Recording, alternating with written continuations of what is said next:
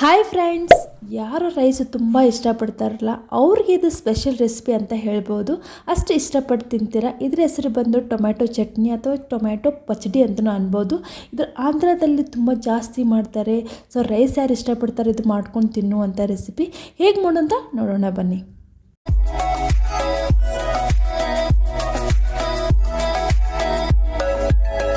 ಇಲ್ಲಿ ಒಂದು ಕಡಾಯಿ ತೊಗೊಂಡು ಅದಕ್ಕೆ 1 ಟೇಬಲ್ ಸ್ಪೂನ್ ಎಣ್ಣೆ ಹಾಕಿ ಅರ್ಧ ಕಪ್ಪು ಶೇಂಗಾನ ನಾನಿಲ್ಲಿ ಹುರ್ಕೋತಾ ಇದ್ದೀನಿ. ಇಲ್ಲಿ ಹಸಿ ಶೇಂಗಾ ಇದ್ದಿದ್ದು ಸ್ವಲ್ಪ ಚೆನ್ನಾಗಿ ಎಣ್ಣೆಯೊಳಗೆ ಫ್ರೈ ಮಾಡಬೇಕು. ಅದರ ಟೇಸ್ಟ್ ತುಂಬ ಚೆನ್ನಾಗಿ ಬರುತ್ತೆ. ಆಮೇಲೆ ಒಂದು 7ರಿಂದ 8 ಹಸಿಮೆಣಸಿಕಾಯಿ ಯೂಸ್ ಮಾಡೀನಿ. ಇಲ್ಲಿ ಅದು ಚಟ್ಪಟ ಸಿಡಿಬಾರ್ದು ಅಂತೇಳಿ ಮುರಿದು ಹಾಕ್ಕೊಂಡೆ. ಮತ್ತು ಅದಕ್ಕೊಂದು ಚೂರು 1 ಟೇಬಲ್ ಸ್ಪೂನು ಜೀರಿಗೆ ಮತ್ತು 5ರಿಂದ 6 ಹೆಸರು ಬೆಳ್ಳುಳ್ಳಿ ತೊಗೊಂಡಿನಿ. ಸೊ ಇದು ಚೆನ್ನಾಗಿ ಫ್ರೈ ಆಗಬೇಕು. ಆದಮೇಲೆ ಅದನ್ನು ಸ್ವಲ್ಪ ತಣ್ಣಗಾಗಲಿ ಅಂತ ಒಂದು ಪ್ಲೇಟ್ನಲ್ಲಿ ತೆಗೆದಿರ್ತೀನಿ. ನೆಕ್ಸ್ಟ್ ಬಂದು ಇಲ್ಲಿ 2 ಟೊಮೆಟೊ ತೊಗೊಂಡಿನಿ. ಅದು ಸಣ್ಣದಾಗಿ ಹೆಚ್ಕೋತೀನಿ. ಟೊಮೆಟೊ ಯೂಸ್ ಮಾಡೋದ್ರಿಂದ ತುಂಬಾ ಯೂಸಸ್ ಇದೆ. ಹಾಗಾಗಿ ನಾನು ಈ ಥರ ಚಟ್ನಿ ಮಾಡ್ಕೊಂಡು ತಿಂದ್ರೂ ತುಂಬಾ ಒಳ್ಳೆಯದು. ನೀವು ಎಷ್ಟೇ ತರಕಾರಿ ಪಲ್ಯಗಳು ಮಾಡಿದ್ರೆ ಅದ್ರ ಜೊತೆ ಚಟ್ನಿ ಇದ್ದರೆ ತುಂಬಾ ಟೇಸ್ಟಿಯಾಗಿರುತ್ತೆ ಊಟ. ಹಾಗಾಗಿ ಈ ಥರ ಚಟ್ನಿ ಮಾಡ್ಕೊಂಡು ತಿಂದರೆ ತುಂಬಾ ಟೇಸ್ಟಿ ಇದೆ. ಸೊ ನೀವು ಟ್ರೈ ಮಾಡಿ ನೋಡ್ಬೋದು. ಇದು ಸ್ಪೆಷಲ್ ಚಟ್ನಿ ಅಂತಲೇ ಅನ್ಬೋದು.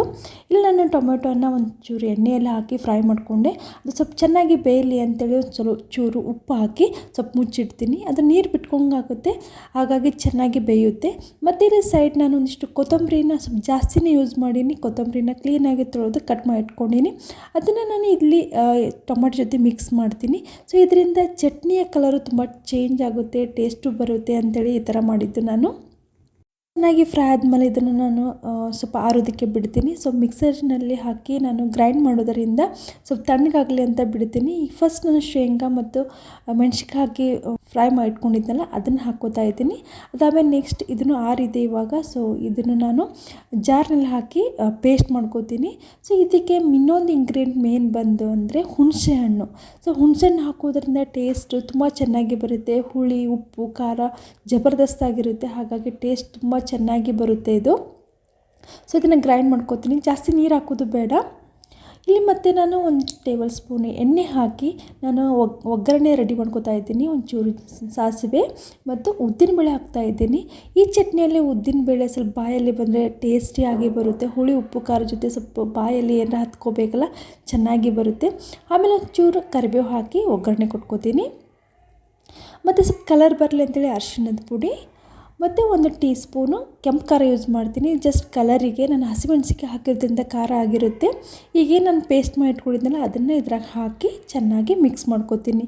ಇಲ್ಲೊಂದು 5 to 10 ಮಿನಿಟ್ಸ್ ಸ್ವಲ್ಪ ಬಿಡಬೇಕು. ಎಣ್ಣೆಯೊಳಗೆ ಫ್ರೈ ಮಾಡ್ಕೋತಾ ಇರಬೇಕು, ಕೈ ಆಡಿಸ್ತಾ ಇರಬೇಕು, ಇಲ್ಲಾಂದರೆ ತಳ ಹತ್ತುತ್ತೆ.